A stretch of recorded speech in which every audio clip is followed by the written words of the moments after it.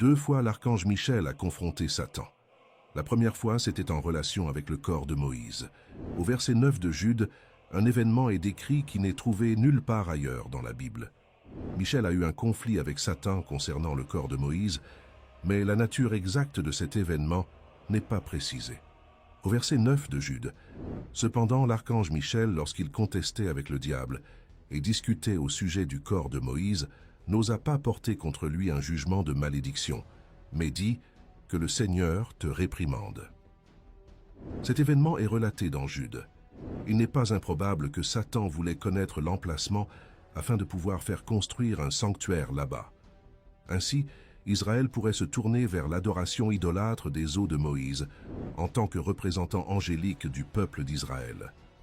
Michel s'efforcerait de préserver le peuple de ce type d'idolâtrie en gardant secrètement le lieu de sépulture. Moïse a été empêché d'entrer dans la terre promise en raison de sa désobéissance aux eaux de Mériba. Il a conduit les Israélites jusqu'à la frontière de Canaan et a eu un aperçu de la terre, mais il ne lui a pas été permis d'y entrer. À la fin de la vie de Moïse, Dieu lui a permis de jeter un coup d'œil sur la terre qu'il avait quittée en Égypte. Moïse est monté sur le mont Nebo dans les plaines de Moab, jusqu'au sommet du Pisga, et c'est là qu'il a terminé. Dieu le voulait chez lui. Moïse a remis son esprit et est mort, selon la parole du Seigneur. Après la mort vient l'enterrement, comme dans le cas de Moïse. Mais le verset 6 contient l'une des déclarations les plus remarquables sur le grand appel de Moïse, Deutéronome 34, verset 6, « Et il l'enterra dans la vallée, dans le pays de Moab, en face de Béthel-Péor. » Mais personne ne connaît son lieu de sépulture jusqu'à aujourd'hui. Moïse est le seul individu dans la Bible que Dieu a personnellement enterré. Le Seigneur a alors caché la tombe. Qu'est-ce qui l'a motivé à le faire? Parce que cette sépulture aurait pu devenir un sanctuaire. Mais le point crucial est le suivant.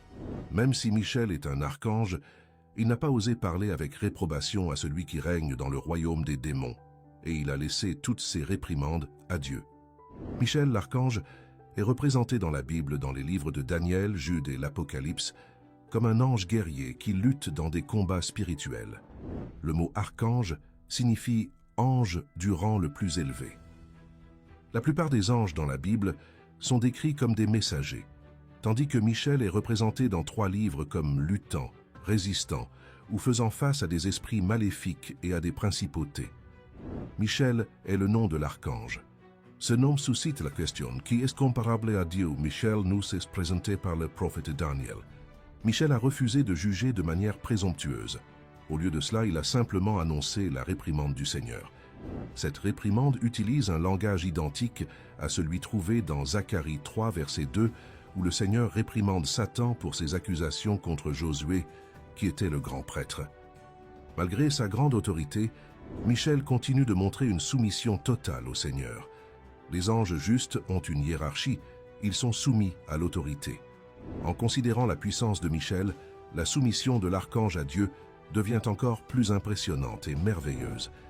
Il est clair que l'acte de soumission n'a jamais l'intention de dépouiller un individu de sa force, de son but ou de sa valeur. Même Michel, l'archange, n'a pas combattu l'ennemi en se basant sur sa propre autorité, mais a parlé au nom du Seigneur. Michel a considéré son office et sa position avec révérence. Lucifer avait été créé comme la créature la plus élevée avant sa chute. Satan semblait avoir joui des privilèges les plus significatifs jamais accordés à une créature.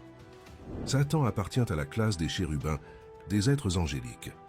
Et ceux-ci sont probablement parmi la classe la plus haute et l'ordre le plus élevé, rempli de sagesse et de perfection dans la beauté. Les expressions « tu avais le sceau de la perfection et rempli de sagesse et de perfection dans la beauté » indiquent qu'il était le plus grand de toutes les créatures. La langue figurative de ce verset parle de sa perfection exceptionnelle. Il n'était pas seulement un leader oint, mais il a également été appelé 2 fois chérubin gardien couvrant. Cela peut se référer à son rôle de gardien, une garde d'honneur et un proclamateur de la présence glorieuse et de la sainteté de Dieu. Il semble qu'il était dans la propre présence de Dieu, car il marchait au milieu des pierres de feu. Perfection, ce terme résume ses qualités personnelles et morales. Il avait le sceau de la perfection et était parfait dans la beauté. Il était parfait ou irréprochable dans ses voies, depuis le jour de sa création jusqu'à son premier péché. Bien qu'il ait été expulsé de sa position élevée, Satan a maintenu une grande dignité. Le passage indique que son influence et son pouvoir étaient ressentis. C'est une leçon que vous et moi devons apprendre.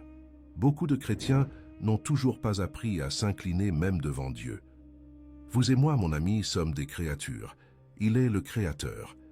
Qu'est-ce qui nous donne à vous et à moi le droit de remettre en question quoi que ce soit qu'il fasse? Ne me comprenez pas mal. Nous luttons tous avec des doutes. Mais nous devons reconnaître que Dieu est à la fois le Créateur et le Rédempteur. C'est lui qui prend soin de nous. Mais notre Dieu est élevé, saint, juste et équitable. Il ne commet jamais d'erreur.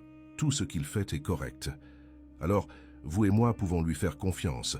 Mais le faisons-nous? Reconnaissons-nous son autorité? Valorisons-nous sa personne?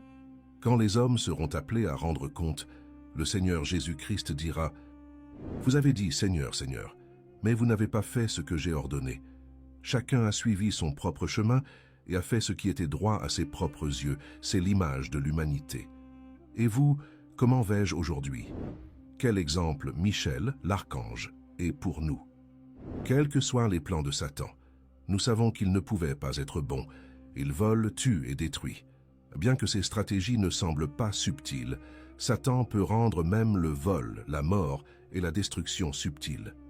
Il a le pouvoir de voler la parole de Dieu du cœur de quiconque l'entend, demandant « Dieu a-t-il vraiment dit ?»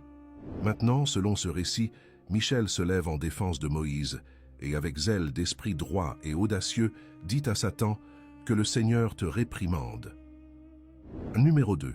La guerre dans le ciel. La guerre éclate dans le ciel avec Michel et ses anges d'un côté et le dragon et ses anges de l'autre. Cela se produit au milieu de la tribulation. Apocalypse 12, verset 7. Et il y eut guerre dans le ciel. Michel et ses anges combattirent contre le dragon, et le dragon et ses anges combattirent. Apocalypse 12, versets 8 à 9. Mais ils ne furent pas assez forts, et ils ne prévalurent pas. Il ne fut plus trouvé de place pour eux dans le ciel. Et le grand dragon fut jeté dehors.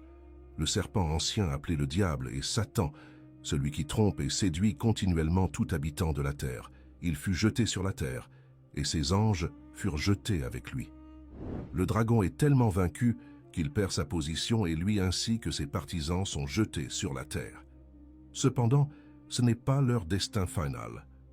Apocalypse 20, versets 1 à 3. Je vis descendre du ciel un ange ayant la clé de l'abîme et une grande chaîne dans sa main.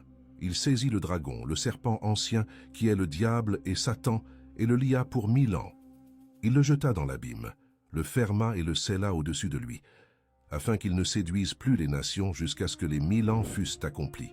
Après cela, il faut qu'il soit délié pour un peu de temps. Apocalypse 20, verset 10. Et le diable qui les égarait fut jeté dans l'étang de feu et de soufre, où sont la bête et le faux prophète, et ils seront tourmentés jour et nuit au siècle des siècles. Notez le récit de Jean sur le grand dragon. Cet ancien serpent, le diable, Satan, celui qui trompe tout le monde. Après cette bataille ratée, Satan est ensuite jugé et tourmenté pour toujours, avec la bête et le faux prophète qui ont été jetés dans l'étang de feu au début des 1000 ans. Apocalypse 12, verset 10. Puis j'entendis dans le ciel une voix forte qui disait « Maintenant le salut est arrivé, et la puissance, et le règne de notre Dieu, et l'autorité de son Christ, car il a été précipité, l'accusateur de nos frères, celui qui les accusait devant notre Dieu jour et nuit. Celui qui les accuse continue de porter des accusations de comportement pécheur contre eux devant notre Dieu jour et nuit. » L'annonce se poursuit. Les croyants persécutés ont vaincu le malin par le sang de l'agneau et par la parole de leur témoignage, dans la fidélité envers lui.